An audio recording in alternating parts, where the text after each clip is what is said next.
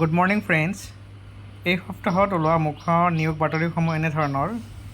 New India assurance company লিমিটেডত 450টা প্ৰশাসনিক বিষয়াৰ পদ খালী হৈছে।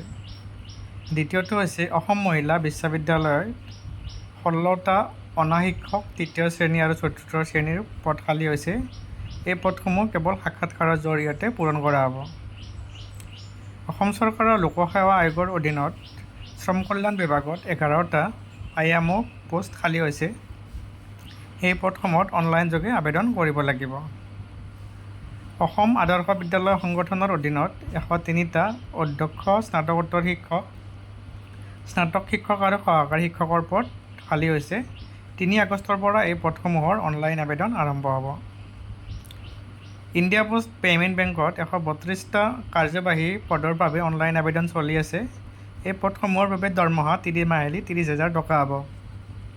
আপোনালোকে আমাৰ ৱেবছাইট www.thejobinassam.in গৈ এই পদসমূহত অনলাইন আবেদন কৰিব পাৰে। লগতে আমাৰ কমেণ্ট বক্সত আৰু ডেছক্ৰিপশ্যনত এই পদৰ আবেদনৰ লিংক দিয়া আছে, তাত গৈ আপোনালোকে চাব পাৰে। ৰাষ্ট্ৰীয় স্বাস্থ্য অভিযান মিছনৰ অধীনত 699টা সামূহিক স্বাস্থ্য বিষয়াৰ পদৰ বাবে অনলাইন আবেদন চলি আছে।